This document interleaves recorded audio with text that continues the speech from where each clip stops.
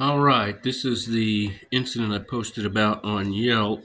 I had some others I'm going to have on YouTube that I'll put links to. They're public so that you can see them. I used to have my own towels down in here, but I was literally going through every towel I owned in a day and a half. It actually seems a little better at the moment, which seems to be how it goes. At certain times of day, there'll be less water pooling, and at certain times of day, there's a lot more pooling. And you can see it's pooling in different spots now.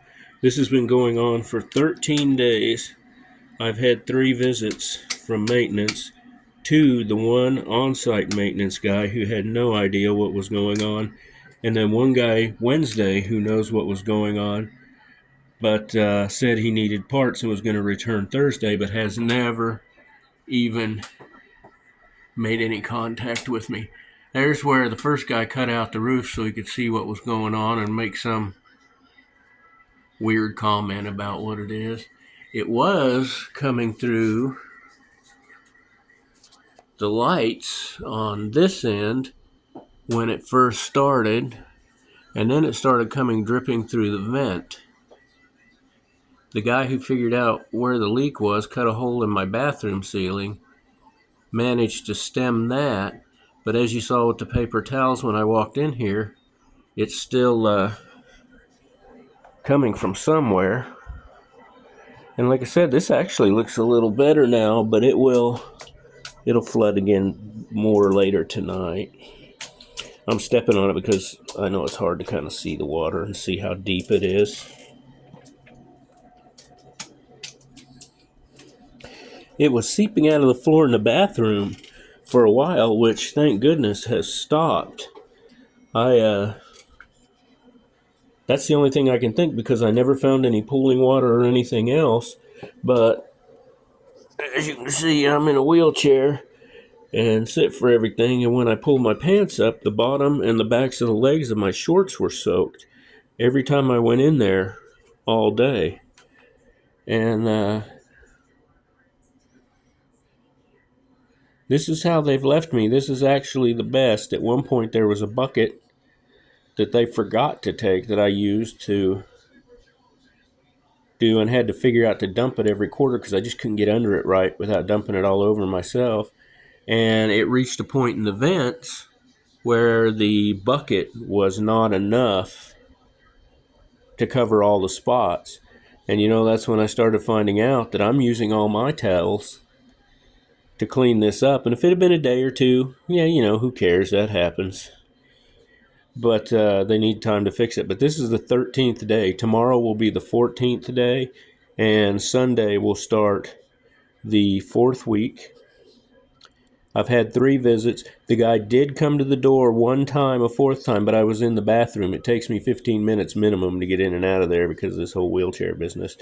That's really not their problem, mine. But he rang the bell, waited 2 minutes, and left. I immediately called the office when I got out and realized what had happened to let them know what was going on. Got the answering machine, which is a common occurrence, and never a call back. The maintenance man won't answer my after hours calls anymore. He just no call back, no nothing. And they don't say anything, and they just all of a sudden call out of the blue and say they want somebody to come over. And I told them I don't want them in here anytime I'm not here because this is what they do. They destroy crap and then they don't fix it.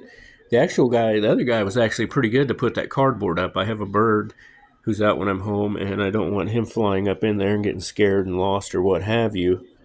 And they're trying to blame the fact that they can't come in unless I'm home because of the bird. And it's like, that's not true. And I explained to them, I don't let you in here without me because I don't trust your people.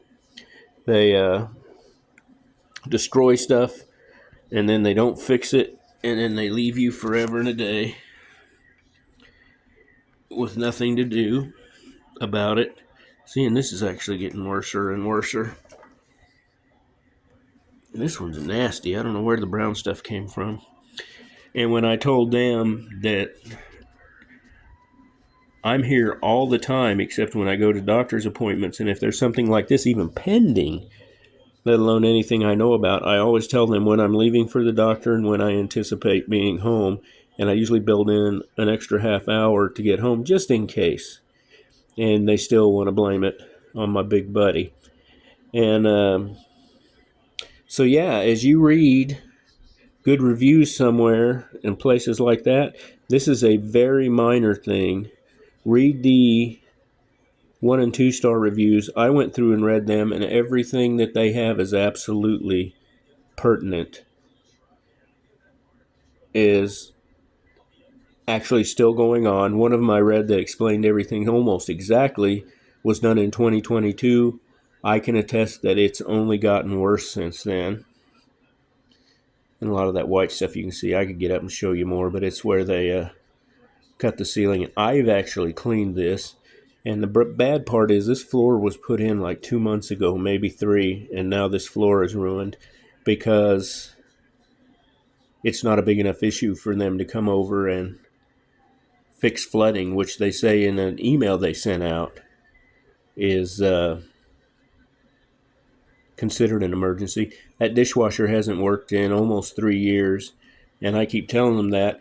And I've been guilty of not putting in work orders because either one of the managers, administrators really, or the maintenance man tells me, yeah, I'll put a work order in and take care of it or something.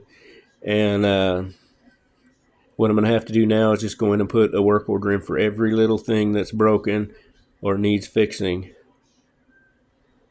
So when I move out and they try to blame that all on me and charge me $1,000 just to move out, I'll have the proof to show them that no, that's not it.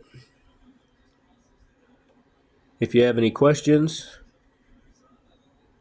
feel free to put them in the comments and ask. I'll be glad to add pictures or whatever you need. But like I said, don't believe the good reviews. Don't even believe the bad reviews if you don't want to, although I'll tell you they are very accurate. But believe the proof. This is one incident and one incident only that's been going on for 13 days. Thank you, guys.